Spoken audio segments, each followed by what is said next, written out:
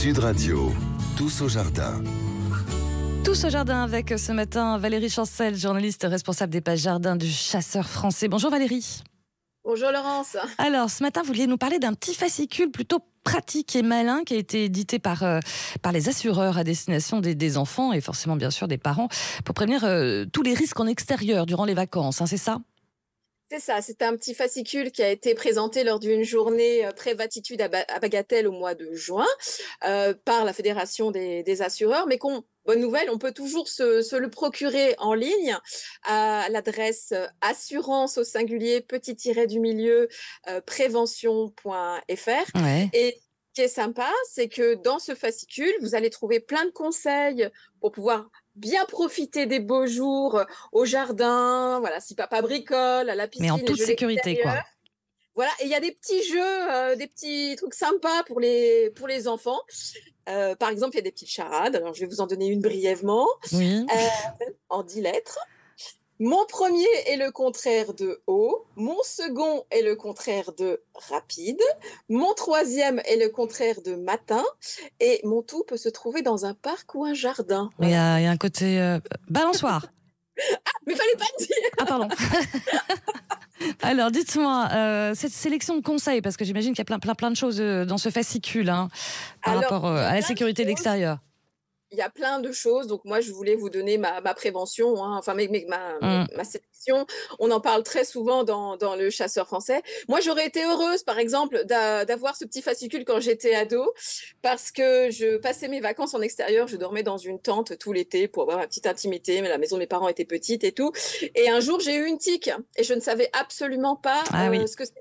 Donc j'ai tout arraché, mais comme une sauvage, alors qu'évidemment on doit bien sûr ne pas arracher la tête, et donc il est toujours bon d'avoir dans sa voiture un petit crochet anti-tique, mais dans la voiture, comme ça en général on l'a avec soi. Je rappelle aux gens que le vaccin contre le tétanos est toujours d'actualité, même s'il y a peu de cas par an. Il y a un rappel à 25 ans, à 45 ans, à 65 ans et ensuite tous les 10 ans. Donc quand on jardine, c'est bien d'être vacciné contre le tétanos au cas où on se blesserait avec une épine. Les outils un peu rouillés. Les outils. Alors les outils, donc il y a plein de conseils dans ce petit fascicule. Moi, j'ai un jardinier un jour qui m'a donné une très bonne astuce. Quand on a la flemme, entre guillemets, d'aller toujours ranger ses outils dans le cabanon entre deux, etc., vous les posez toujours, c'est un bon réflexe à avoir, au pied d'un élément vertical dans votre jardin. Par exemple, un tronc d'arbre. Ou même le piquet du fil à linge.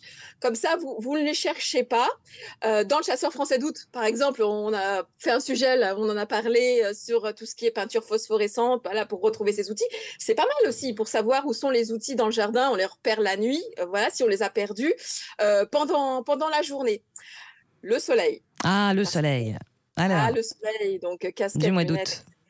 Les gens connaissent. Maintenant, c'est toujours pareil. Quand on est jardinier, des fois, on se dit « Ah, je taillerais bien un truc, là, une branche, etc. » Bon, mettre de la crème, ça va coller, mais j'en ai juste pour 5 minutes. Je ne veux pas mettre de la crème juste pour 5 minutes. Alors, dans le Chasseur français, là, je parle d'un accessoire. Ce sont des manchettes rafraîchissantes qu'on enfile, c'est la marque G-Hit, et qui protège à 97,5% contre les coups de soleil, contre les UV nocifs. Donc vous les enfilez, vous faites ce que vous avez à faire, et même si la séance se prolonge et que ça dure pas 5 minutes, parce que quand on est dans notre jardin en général, des fois ça prend une demi-heure, et bien comme ça au moins on évite le coup de soleil. Sinon, le coup que j'ai eu l'année dernière, là, je m'adresse aux gens qui arrivent sur leur lieu de vacances ou qui partent de leur lieu de vacances dans une résidence secondaire où ils ont un compteur d'eau. Vous ne faites pas comme moi. Après une journée de route, vous ne pressez d'allumer l'eau, vous ne partez pas directement sur le compteur à eau pour aller l'ouvrir. Vous savez, les compteurs à eau qui sont enterrés, vous savez, dans une bien sûr. cage en béton, enfin en ciment. Là, moi, l'année dernière, je me suis retrouvée donc de nuit, je voyais plus clair, face à face avec un serpent. Parce que les serpents adorent les compteurs d'eau. Et comme j'avais pas ma lampe frontale sur la tête, impossible de voir ses yeux, si c'était des pupilles de chat ou des yeux très ronds. Oui, on n'a pas forcément très envie de s'approcher de la bête. Bah oui, mais couleuvres ou vipères, j'ai pas pu voir. Donc, on ne se précipite pas. Si on va au compteur d'eau, on attend qu'il fasse jour, ou on a sa lampe frontale, on prend un bâton. Voilà. Donc, vous voyez, c'est ce genre de choses. Ça arrive de façon très inopiné comme ça, en 2 minutes. Donc attention aux compteurs d'eau, attention au soleil. Et ben voilà, et Les ça c'est des conseils qu'on retrouve dans les pages du Chasseur français, on a bien compris.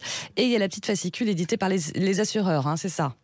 Tout à fait. Et au mois d'août, pensez attention aux aoutas dans les hautes herbes. C'est pas Hein, faux. douloureux. Voilà, donc des pantalons longs si vous allez dans les hautes herbes et pensez à tracer de jolies allées avec la tondeuse pour pouvoir accéder partout dans votre jardin sans risquer d'avoir plein de piqûres. Et ben ça sera Voilà. le mot de la fin. Merci beaucoup pour vos astuces, ma chère Valérie Chancel.